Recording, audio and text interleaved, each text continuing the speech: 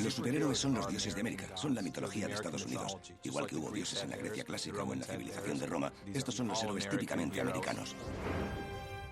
Los superhéroes son en realidad una personificación de la forma en que nos vemos a nosotros mismos. Y nos vemos como pioneros y como héroes. Mucha gente que vino a esta nación tenía esa sensación de que puedo convertirme en el héroe de mi familia. Puedo ser mejor, puedo ser más grande. Videojuegos, televisión, animación, cine... Nada de esto hubiera existido sin los cómics. Es algo americano.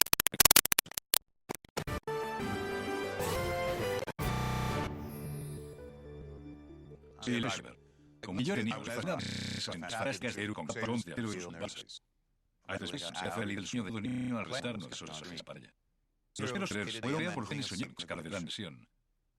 Usando solo papel y tinta junto con su extraordinaria imaginación.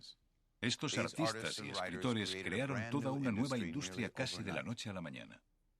Sus héroes emergen de cómics desechables que se podían conseguir por una moneda de 10 centavos en kioscos y tiendas de todas las ciudades de Estados Unidos.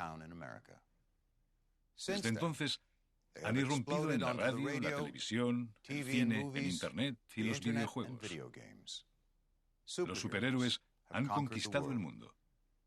A lo largo del camino, nuestros aventureros disfrazados han acudido al rescate de nuestra nación en épocas de crisis, levantándonos el ánimo y enseñándonos a ser una versión mejor de nosotros mismos.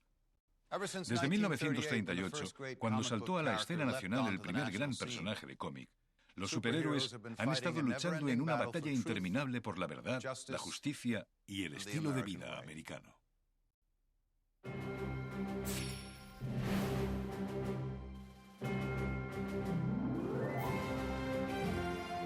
La primera aparición de Superman en Action Comics número 1 posiblemente lo convierta en el cómic más importante de toda la historia de los cómics.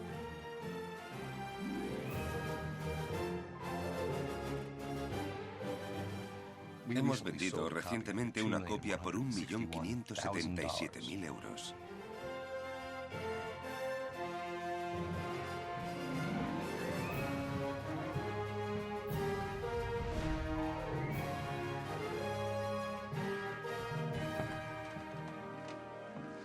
Este es el Santo Grial de los Santos Griales. Es de junio de 1938. Es una parte increíblemente importante de la cultura pop americana. Es difícil creer que en plena Gran Depresión se pudiera comprar una copia por 10 centavos.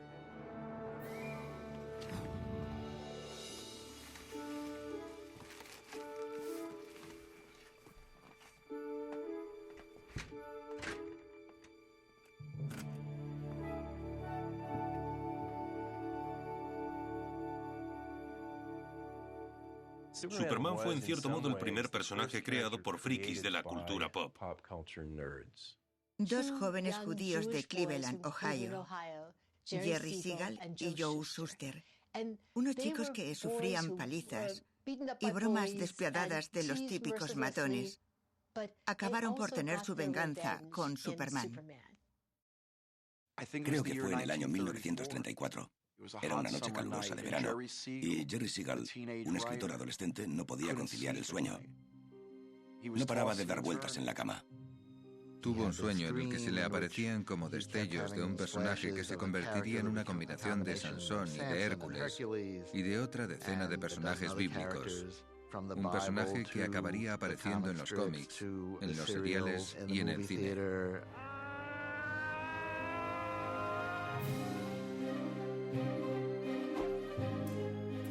Lo apuntó todo. Y a la mañana siguiente se fue corriendo a casa de su amigo Joe Shuster, un amigo suyo artista, para contarle la historia de este personaje superheroico. Entonces, Joe Shuster se puso a hacer los dibujos originales.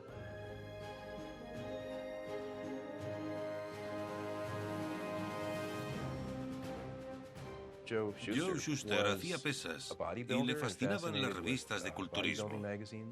Le fascinaban las imágenes de los acróbatas, de las mallas, la capa. Todo eso se ve en el traje de Superman.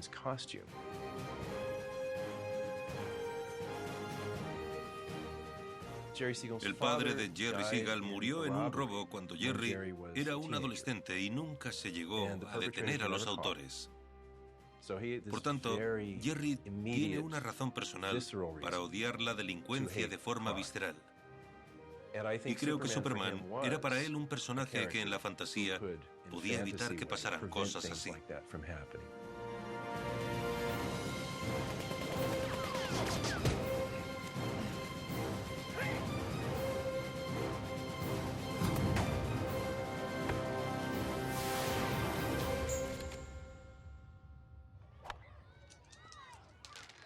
Jerry Siegel y Joe Shuster alcanzaron la mayoría de edad durante la Gran Depresión, cuando estaba en apogeo la venta de derechos para la publicación simultánea de obras en distintos periódicos. En 1935, 130 agencias ofrecían casi 2.000 tiras de cómic diferentes a millones de lectores. Aquello parecía que iba a ser una oportunidad de oro para talentos como Siegel y Shuster, pero su tira de Superman fue rechazada una y otra vez. A los autores de estos cómics, que aparecían a la vez en tantas publicaciones, se les identificaba con sus personajes y en cierto modo se hicieron tan famosos como sus personajes.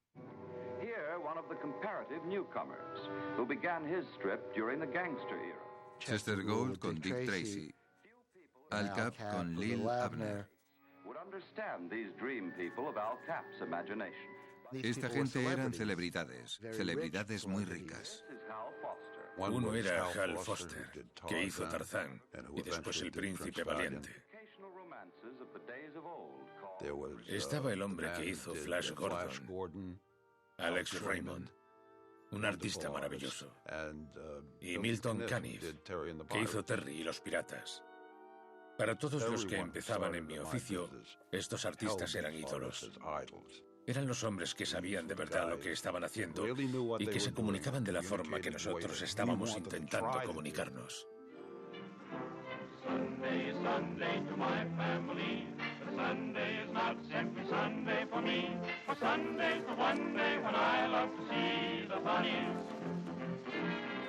Mi padre concibió la idea de coger las páginas del Dominical y doblarlas y volver a doblarlas hasta dejarlas aproximadamente del mismo tamaño que tiene un libro de cómics actual.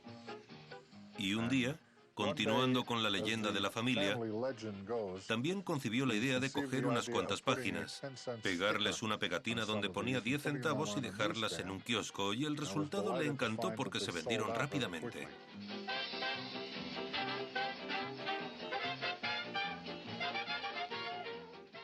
Y siguieron así durante un par de años hasta que se les empezó a agotar el material adecuado que estaban reimprimiendo, sacado de los cómics de publicación simultánea. Fue entonces cuando empezaron a comprar material original. Ese fue el comienzo de la industria. Los editores eran gente bastante ruin, y algunos de ellos estaban relacionados sin duda con la mafia. Muchos querían hacer algo legal, pero querían ir a algún lugar donde nadie fuese a mirar muy de cerca los libros de la contabilidad.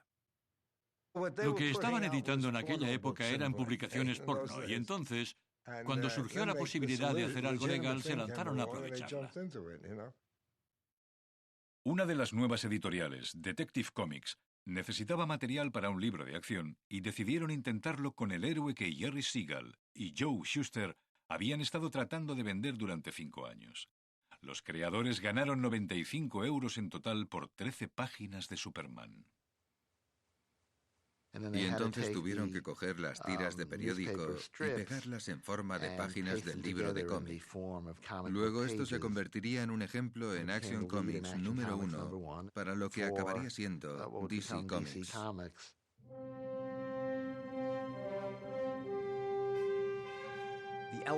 Los elementos que Siegel y Shuster adoptaron en esta tira de cómic marcaron el ritmo para prácticamente todo lo que vendría después. Superman.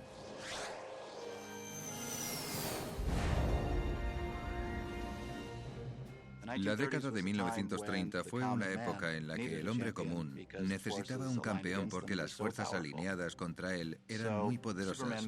Puede que Superman comenzase siendo una fantasía en la imaginación de un par de adolescentes, pero se convirtió muy rápidamente en un justiciero social. En su primer número, libera del corredor de la muerte a una mujer condenada por error. Tengo la prueba de su inocencia, una confesión firmada. Encuentra a un hombre que está pegando a su mujer y le lanza contra la pared. Ahora no te estás peleando con una mujer. Detiene una conspiración entre un senador y un fabricante de armas. Tiene un primer día muy ocupado en su trabajo como superhéroe. Superman! To best be in a position to use his amazing powers in a never-ending battle for true justice, Superman has assumed the skies of Clark Kent, mild-mannered reporter for a great metropolitan newspaper. No es simplemente un héroe hercúleo, sino que adopta la personalidad de un hombre típicamente americano. Kent speaking. Hello, Daily Planet. Superman es un extranjero, un inmigrante procedente de Krypton. Ha emigrado a la Tierra tras dejar todo atrás. Ya no tiene su mundo. Llega aquí y cambia su nombre por otro que suena muy gentil, Clark Kent. This looks like a job for Superman. Se transforma en el gran símbolo del modo de vida americano. Era una poderosa expresión de la experiencia de todos los inmigrantes que llegaron a la nación, no solo de los judíos. Cuando le despojas de todo lo demás, lo que ves es a un extraño en una tierra extraña que quiere formar parte de un mundo y no quedar aislado. Y esa es la piedra angular de esta nación.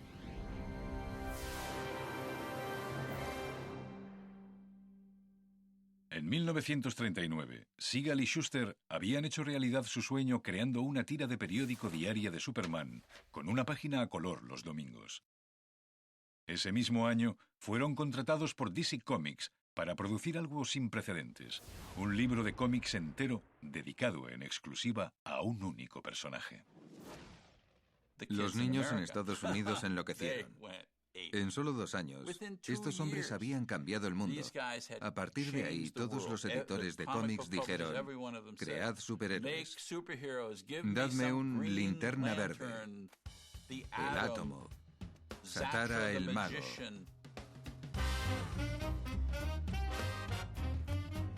A finales de 1939, había 7 firmas que producían 50 publicaciones de cómics. Un año después, había 24 editoriales que publicaban 150 libros de cómics diferentes, la mayoría de héroes con superpoderes, coloridos trajes e identidades secretas. Al igual que los estudios de Hollywood, cada compañía tenía su propio estilo y se hizo con su propia cuota de lectores. Detective Comics, conocida como DC o National, era la publicación de mayor prestigio en la industria. Entre su lista de superhéroes se encontraba el Hombre de Arena. Este personaje usaba una pistola que disparaba un gas especial con el cual sedaba a los criminales y les obligaba a decir la verdad. Timely Comics, que luego se convertiría en Marvel, creaba personajes extraños, moralmente ambivalentes. La Antorcha Humana era un androide que utilizaba su poder para ayudar a la humanidad. Mientras que Namor era el hombre submarino, el primer antihéroe del cómic, tenía una madre de piel azul que le empujaba a luchar contra los hombres que había sobre la superficie del mar. El nombre elegido para Quality Comics, que significaba cómics de calidad, era muy apropiado por sus ingeniosos personajes. El hombre de plástico era un exdelincuente que tras un accidente en una fábrica química se transformó en un elástico hombre de bien. Quality publicó también las reimpresiones de cómics de las superlativas tiras de periódico de Will Eisner, la serie de Spirit. Y luego estaba la Fox. Las publicaciones de Fox eran como los estudios de serie B de los cómics. Ninguno de sus superhéroes era original. Yo le pregunté al creador del Escarabajo Azul, su héroe más importante, ¿Qué le había inspirado a crear este personaje que llevaba el nombre de un bicho? Y él me lo explicó todo en 2 palabras. Avispón verde. La popularidad de los cómics de superhéroes abrió la puerta a una nueva generación de artistas y escritores. Ir a un estudio donde se producían cómics era como entrar en un instituto del Bronx. Había un montón de judíos, muchos italianos, muchos húngaros, bastantes irlandeses, pero la mayor parte eran chicos judíos que eran los que parecían conectar más con esta idea del superhéroe. La mayoría de estas personas que hacían los dibujos eran hijos de inmigrantes. Y casi todo el mundo que conocía yo, incluidos Jerry Siegel y Shuster, eran hijos de sastres. Schneiders los llamábamos, hijos de Schneiders. Había un chico llamado Whit Ellsworth. Era el editor de DC Comics, al que se le conocía como el no judío de la compañía. Necesitaban tener una fachada que no fuese judía. Y era muy raro ver a mujeres. En aquel momento era un campo para hombres. Y no creo que ninguno tuviese como objetivo hacer cómics, sino que tenían esto como una estación de paso. Yo quería ser arquitecto, pero era un niño de la época de la depresión. No podían permitirse pagarme esos estudios. Así que había que buscar alguna forma de ganarse la vida. Los libros de cómics eran nuestra única salida. Yo estaba muy triste. Sentía una terrible angustia.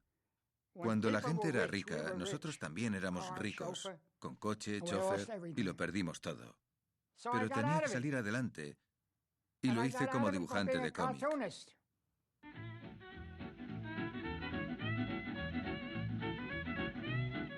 El lugar de trabajo estaba justo en el centro de un edificio en el que no había ventanas. Estaba muy oscuro, excepto en los lugares donde los dibujantes trabajaban encorvados sobre su mesa bajo una luz. Y alrededor de las 3 empezaban como a moverse y despertar, y a insultarse en diferentes idiomas. Volaban los borradores y entonces me escabullía a la parte de atrás. Ponía mi mesa de dibujo lo más alta posible para que no me viera nadie mientras dibujaba. En aquella época no se tenía respeto por los libros de cómics. Yo pensaba que algún día sería escritor y escribiría libros. Y no quería utilizar mi nombre con estos cómics. Este nombre que luego aparecería en la gran novela americana. Así que abrevié mi nombre, que había sido Stanley Martin Lieber. Abrevié el nombre, Stanley, a Stan Lee, para poder guardar mi verdadero nombre para esas grandes cosas que escribiría después. Cuando empecé, creo que me pagaban en total algo así como 4 euros por página.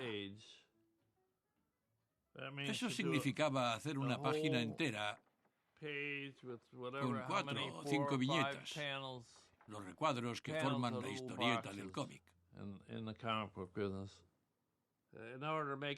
Y para ganar dinero rápido, hacíamos una explosión grande que abarcara varias viñetas. Si hacía algo para alguien en aquel momento, sabías que se iban a quedar con los derechos de autor. Tú no podías pedir nada más que el precio que te pagaban por cada página. Al igual que los demás artistas, Jerry Siegel y Joe Shuster tuvieron que ceder sus derechos en sus contratos. Ya no eran los dueños de Superman. Cuando creabas un personaje, la compañía pasaba a ser su propietaria y tú no te quedabas con nada. Y eso que nos partíamos la espalda a trabajar día y noche. Era como en una fábrica de camisas. Solo que en vez de aguja e hilo, nosotros teníamos papel y tinta. Papel y tinta. Así es como vivíamos. Había una línea de dibujantes, rotulistas y coloristas, trabajando todos a la vez. Había quien decía que eso era explotación laboral, pero nada de eso, no era nada de eso. Yo disfruté cada minuto que pasé allí. Quizá la mayor influencia sobre los creadores de libros de cómics fueran las revistas mensuales que se imprimían en papel barato con bordes irregulares, conocidos como pulps. Las revistas pulp ofrecían personajes más oscuros y violentos. En parte justicieros, en parte criminales, esta clase de héroes merodeaban en las sombras.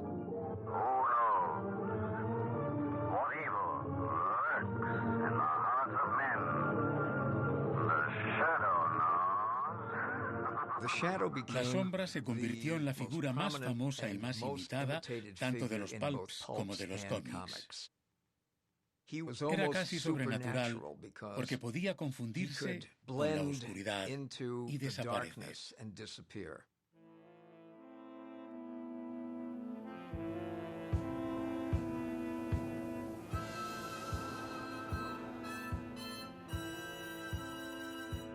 El siguiente gran superhéroe después de Superman saldría de esas mismas sombras en la primavera de 1939, cuando los editores de Detective Comics llamaron a un joven dibujante de cómics llamado Bob Kane. Un día el editor estaba buscando a alguien para hacer una nueva creación que compitiese con Superman. Y le preguntaron a Bob si podía discurrir alguna idea para una tira de aventuras. Inmediatamente llamó a Bill Finger y le dijo: tengo una oportunidad para desarrollar una nueva historia, ven a verme. Y entre los dos crearon a Batman.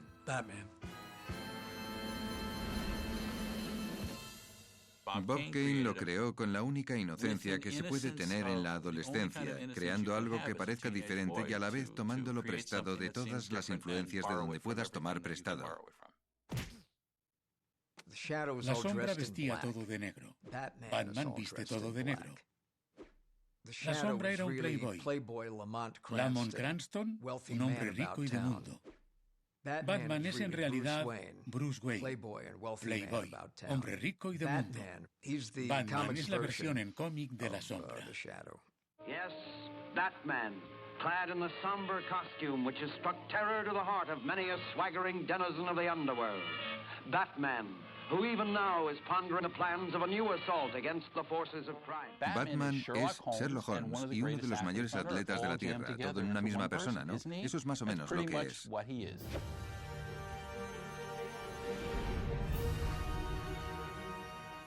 Durante el primer año de su popular publicación en Detective Comics, Batman era un solitario con una vena violenta.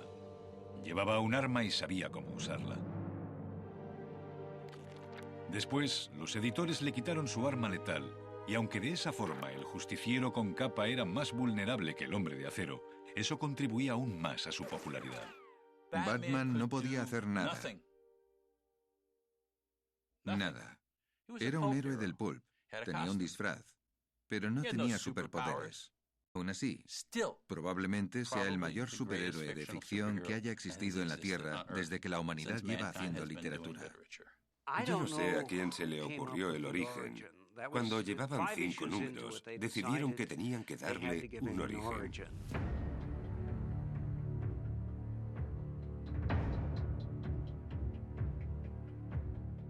Take it easy. Take it easy. Here you go. It's fine. It's fine. Now just take it and go. I said jewelry. Hey!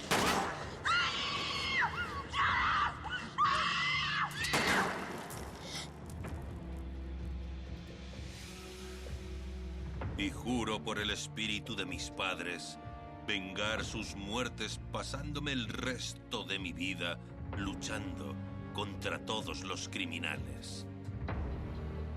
Los criminales son un atajo de cobardes supersticiosos, por lo que mi disfraz tendrá que poder infundir el temor en sus corazones. Me convertiré en un murciélago.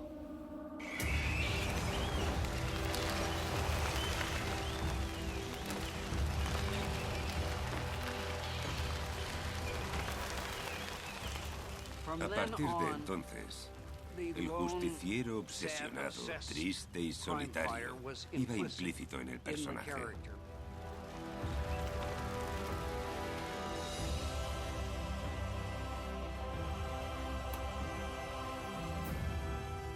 El origen de muchos de los superhéroes tiene algo que ver con la muerte.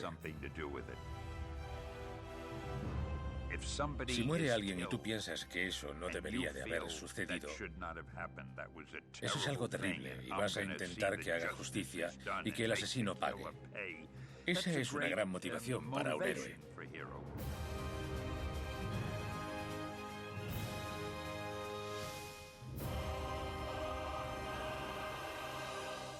En 2 años tenías a Superman, que era tan poderoso que podía mover planetas. Y tenías a Batman, que no tenía ningún poder. Era todo lo contrario. Todos los demás personajes se encajan entre estos dos. Un gran campeón necesita un gran adversario. Y el ayudante de Bob Kane, Jerry Robinson, tuvo la responsabilidad de crear al primer supervillano del cómic. Quería crear un villano que fuera digno de Batman. Y cuando pensé en el villano debía tener sentido del humor. Se me ocurrió el Joker. En casa siempre había una baraja de cartas y me topé con la imagen del Joker jugando a las cartas. Era una imagen en la que había tensión. Para empezar, era un asesino en serie, pero encima un asesino en serie que es un payaso. Eso es el paraíso del pulp. Y si el payaso es además un maníaco, entonces cualquier escritor de pulp puede trabajar con ese material.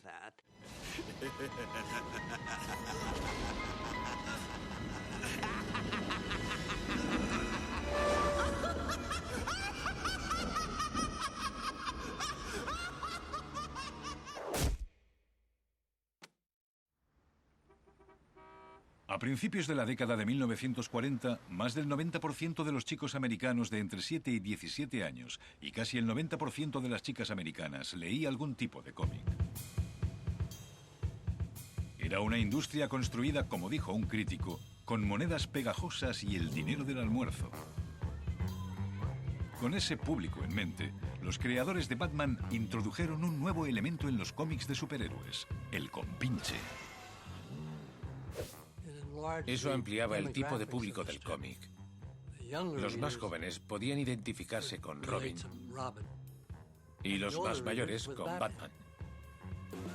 Alguien dijo que era porque los superhéroes necesitaban a alguien con quien hablar. Seguramente nadie más hablaría con ellos. Siempre he pensado que si yo fuese un superhéroe, lo último que querría hacer en el mundo es tener como compañero a un adolescente. Además, se oirían habladurías. Tienes que tener un compinche, tienes que tener un compinche. A menos que hagas algo más serio e importante, donde necesitas todo el protagonismo, como suelo tener yo. Vaya, nunca tengo todo el protagonismo. Siempre tiene que haber algún compinche.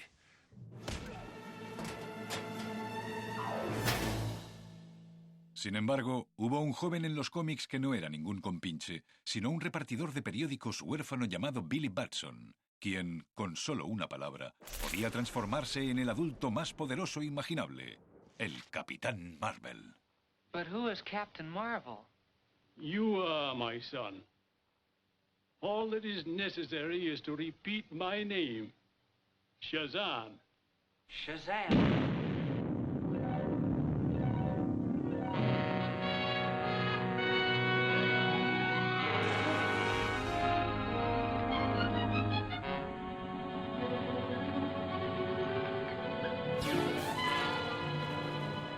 Con una sola palabra, convocando el poder de 7 héroes inmortales, cualquier niño podía emular al mortal más poderoso de la Tierra, cuyas historias estaban escritas por Bill Parker y dibujadas por Cissy Beck. El Capitán Marvel fue el primer superhéroe del cómic que rechazaba cualquier pretensión de realismo. El Capitán Marvel puede luchar contra dragones y conocer a mujeres de la luna. Este chico puede hacer cualquier cosa que puedas imaginar. Y por supuesto fue un éxito inmenso porque se aprovechaban mucho más sus posibilidades. Además, el Capitán Marvel introdujo toda una familia de superhéroes. Tenía a Mary Marvel y al Capitán Marvel Jr. y un montón más. Hasta un conejito que iba vestido de Capitán Marvel. Y eso también era muy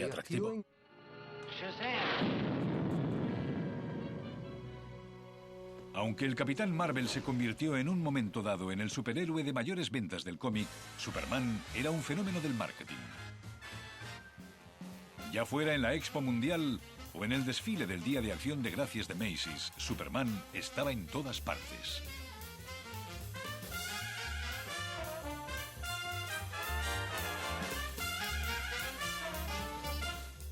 Los derechos de los primeros héroes del cómic forman una parte esencial en el desarrollo de toda la mitología.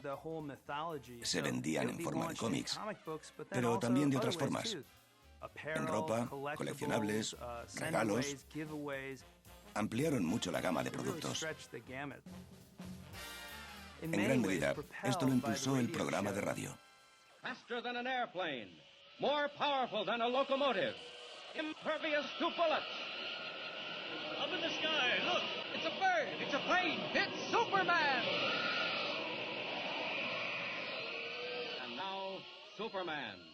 A being no larger than Las aventuras de Superman era un programa de radio diario de 15 minutos de duración que solía emitirse justo después de que llegasen a casa los chicos del colegio. El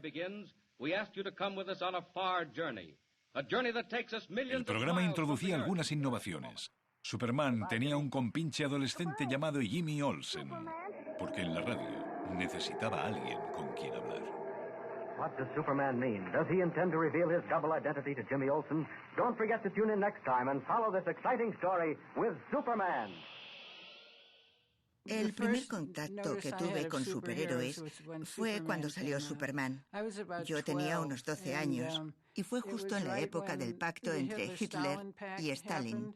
Hitler estaba a punto de invadir Polonia y la gente no tenía esperanzas porque nosotros nos encontrábamos muy debilitados y Gran Bretaña se iba a pique. Y entonces, de repente, apareció Superman y recuerdo pensar de niña que a lo mejor él iba a salvarnos. What started as a European war has developed as the Nazis always intended it should develop.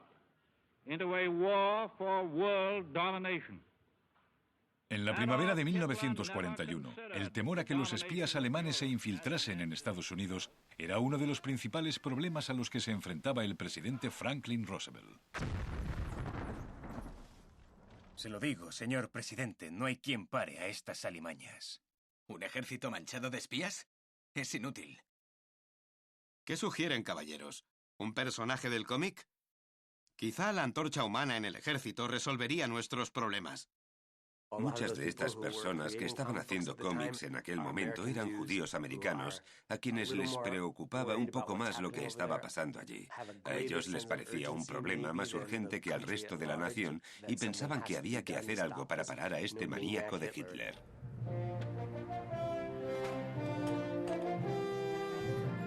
9 meses antes de que Estados Unidos entrase oficialmente en la Segunda Guerra Mundial, 2 talentosos judíos crearon un personaje preparado para enfrentarse a los nazis.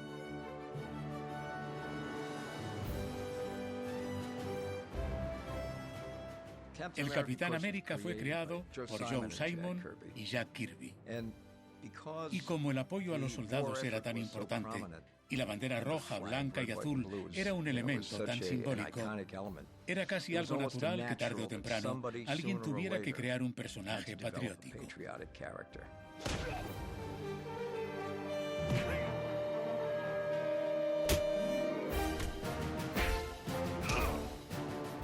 Era un importante recurso propagandista, sobre todo con esa primera portada en la que el Capitán América le propinaba un derechazo en la mandíbula a Hitler. Según lo escrito por Joe Simon, el Capitán América fue en su origen un enclenque recluta al que inyectaron un suero secreto. Funciona. Están creciendo sus músculos y adquiriendo poder. Se están formando millones de células a una velocidad increíble. Recuerdo estas escenas.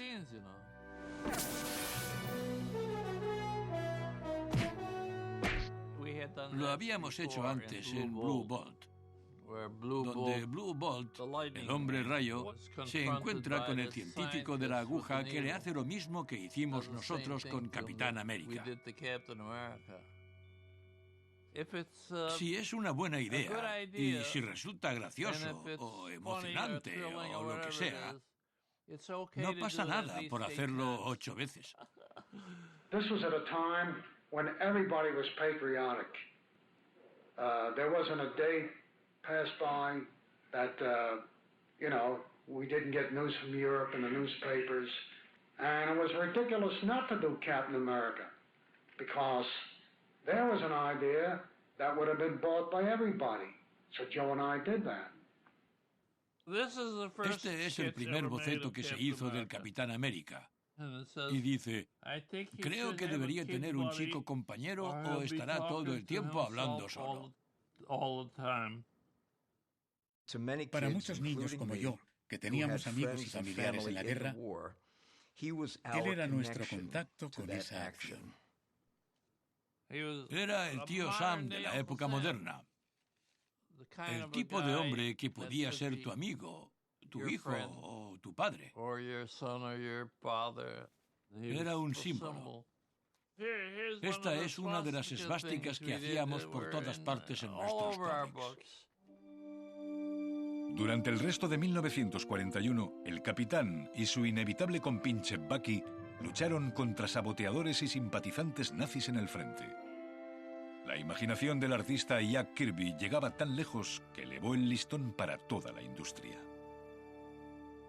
El estilo de Jack Kirby era único porque Jack era único.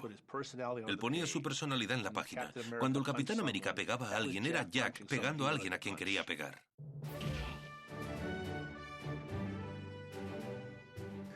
Kirby era extraordinario.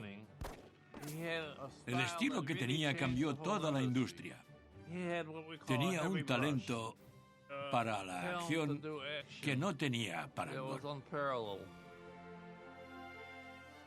Lo que hacían Simon y Kirby en las historias del Capitán América, y sobre todo en los dibujos, era hacer volar la página en el aire.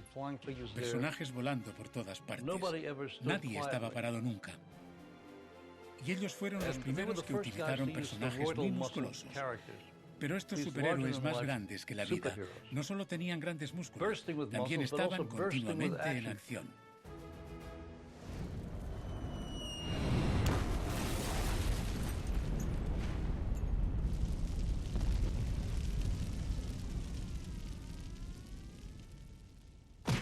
Tú lo empezaste. Ahora lo acabaremos nosotros. Los superhéroes del cómic tenían ahora al gran supervillano, al mayor enemigo, alguien digno de sus poderes, mucho más que unos tipos que intentan robar un banco.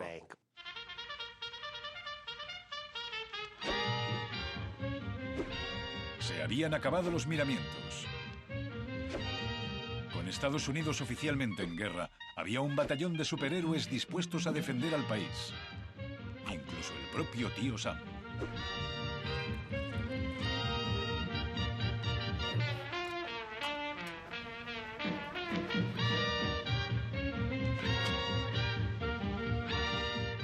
Durante la Segunda Guerra Mundial, según las investigaciones de mercado, 70 millones de americanos leían cómics. Eso es como la mitad de la población. Para nuestros hombres en el frente, los cómics se vendían más que otras publicaciones como Reader's Digest y Saturday Evening Post, en una proporción de 10:1.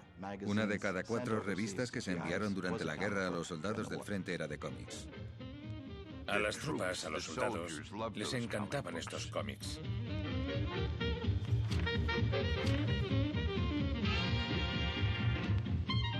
Es una lástima que no se pudieran hacer todas las guerras a través de los cómics.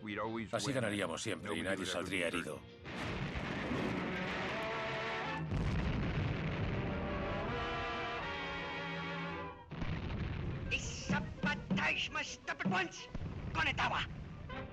La Segunda Guerra Mundial creaba un problema para un personaje como Superman porque Superman tenía poder para poner fin a la guerra en una sola tarde si quería.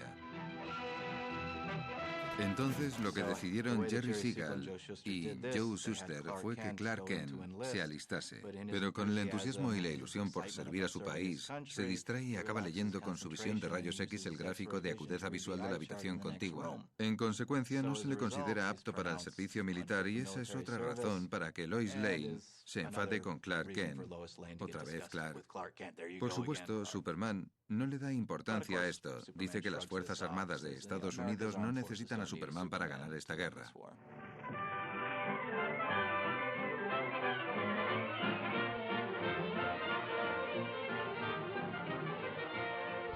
Muchos de los artistas y escritores que crearon los superhéroes no solo cumplieron en el estudio, sino también en las Fuerzas Armadas.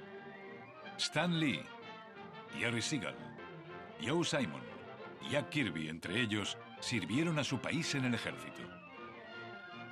Todo el mundo contribuyó con su esfuerzo a apoyar al país en la guerra, también desde casa.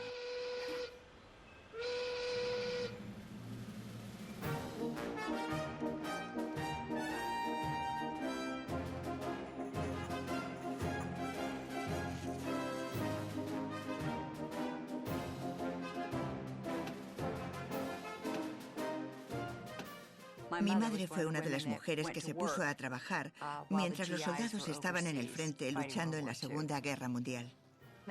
Ese grupo de mujeres se dieron cuenta de lo capaces que eran. Eran a su manera guerreras por derecho propio.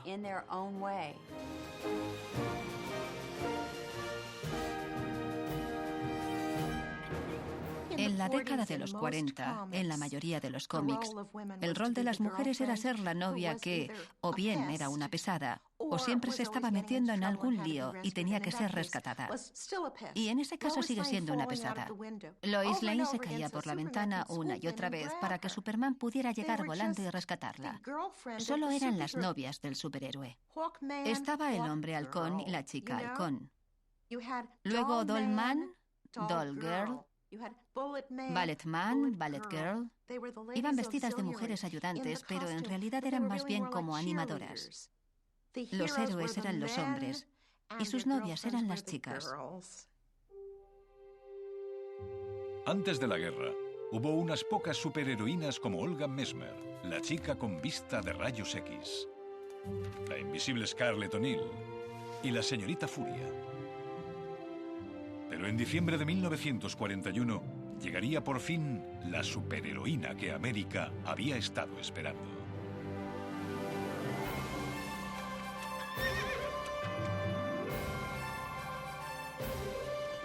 Wonder Woman, la Mujer Maravilla, debutó en el número 8 del típicamente americano All Star Comics.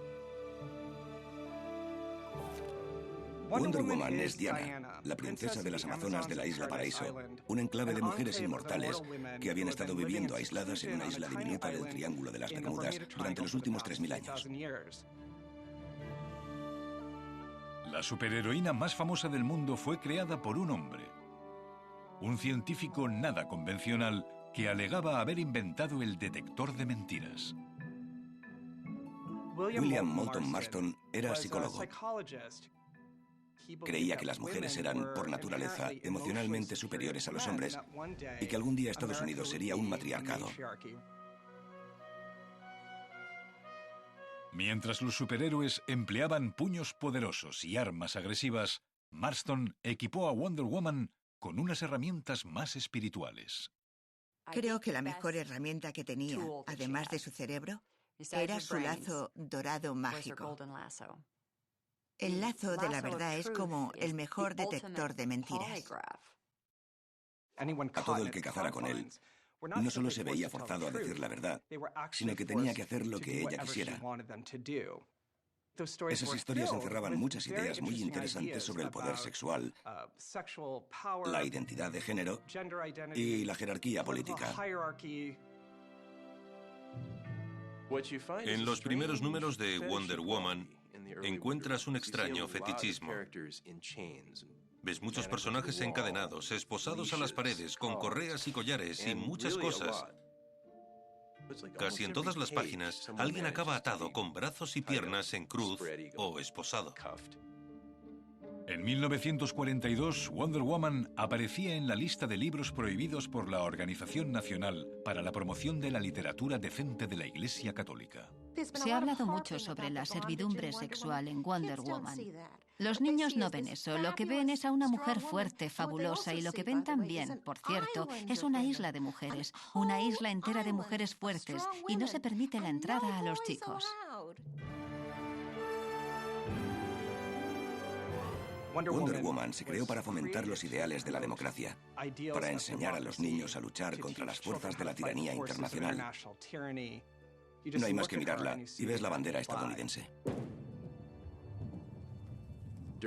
Durante la fiebre de la guerra, se ven representaciones espantosamente racistas de los japoneses. Cuando se trataba de mostrar que Estados Unidos destruía a Japón en el cómic, las representaciones de estas personas como animales o demonios es escandalosa. Algo que es importante decir sobre los cómics es que a pesar de todas sus cosas buenas, uno de sus aspectos negativos era los racistas y estereotipados que eran en relación con las minorías. Así era en aquella época, y yo mismo lo hacía. Los japoneses tenían los ojos rasgados, echaban espuma por la boca. Los negros rehuían la pelea. Los alemanes eran rubios, corpulentos, pero por dentro, terriblemente cobardes. Y nuestros héroes nunca eran muy listos. Pensaban que la fuerza da la razón.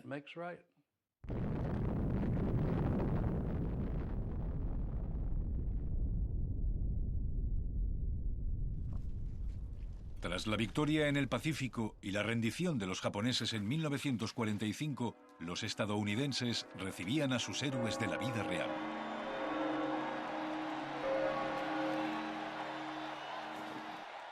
Los superhéroes empezaron a resultar cada vez menos atractivos después de la guerra. Muchos soldados volvieron de la guerra y querían seguir leyendo cómics, pero no estaban tan dispuestos a seguir leyendo cómics sobre tipos que llevaban mallas, máscaras, que volaban y conducían batmóviles. Buscaban algo más sofisticado, un poco más para adultos. Y los personajes como el Capitán América, por ejemplo, ya no tenían razón de existir. Había servido bien a su país, hizo lo que tenía que hacer, pero su fin claramente había llegado.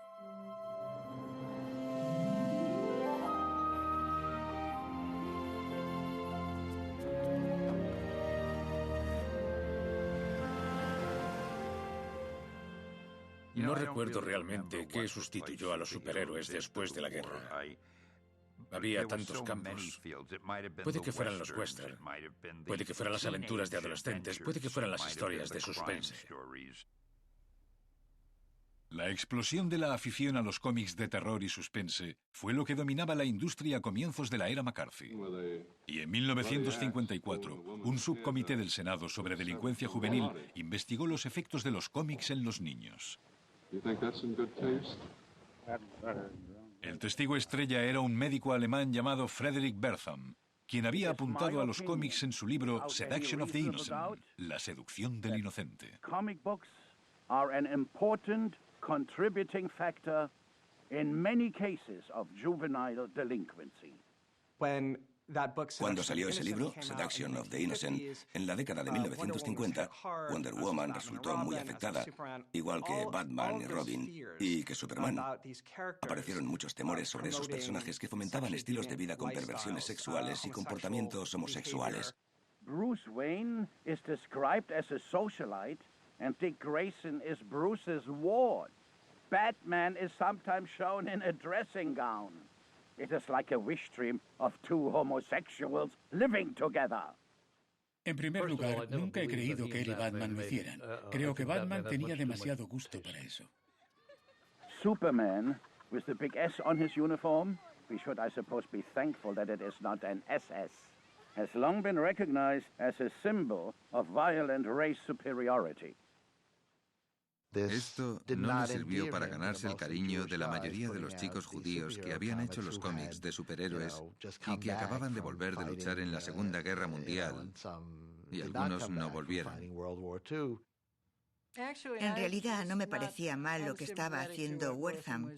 No creo que haya que exponer a los niños a violencia gratuita. En todo caso, no creo que los lectores sean gente violenta. Realmente no. Creo que los aficionados a los cómics son en su mayoría gente educada. Es lo que parecen. Aún así, hay una fascinación por la sangre y el gore. Los superhéroes sufrieron un varapalo cuando las iglesias y los grupos comunitarios organizaron boicots. Instituciones escolares de todo el país celebraron quemas públicas de cómics. Fueron a por nosotros sin contemplaciones. Yo llegué a cambiarme de nombre en las publicaciones. Ya no usaba mi nombre porque era como si fuese una palabra sucia. Tras las audiencias del legislativo, los editores establecieron la autoridad del Código de Cómics para controlar el contenido de sus publicaciones. El crimen tenía que representarse como sórdido y desagradable. Se prohibía la violencia excesiva. Y los espíritus malignos, hombres lobo y zombis quedaban fuera de sus límites. Los superhéroes restantes perdieron su pegada y abrazaron el estilo de vida nacional de la posguerra. Acabaron prácticamente con todas las publicaciones. De los 52 libros que estaba publicando National, creo que nos quedamos con solo 6. Y yo fui uno de los pocos afortunados que siguió trabajando. Pero ya no hacíamos superhéroes, sino historias románticas, ciencia ficción y western, muchos westerns. Al gobierno le pareció muy lógico evitar la controversia y ofrecerse como una opción muy segura para los padres.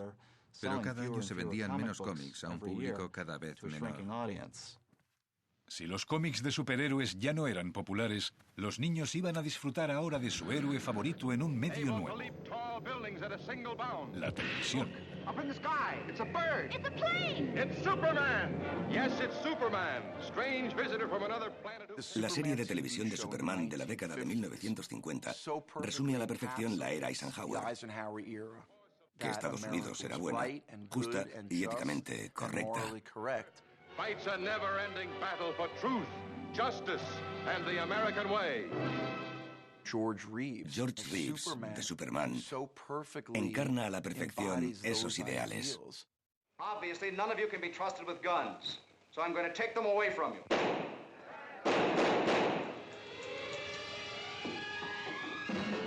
Lois, look.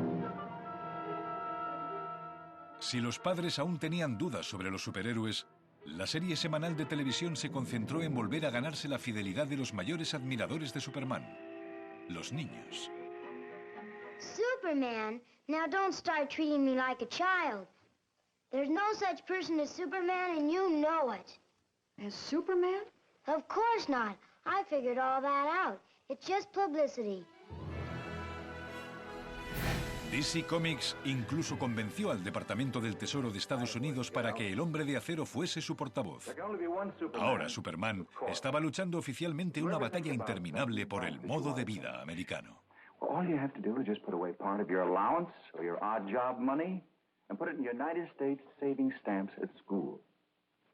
Tras casi una década de vicisitudes, el primer superhéroe y más importante de América recobraba su fuerza.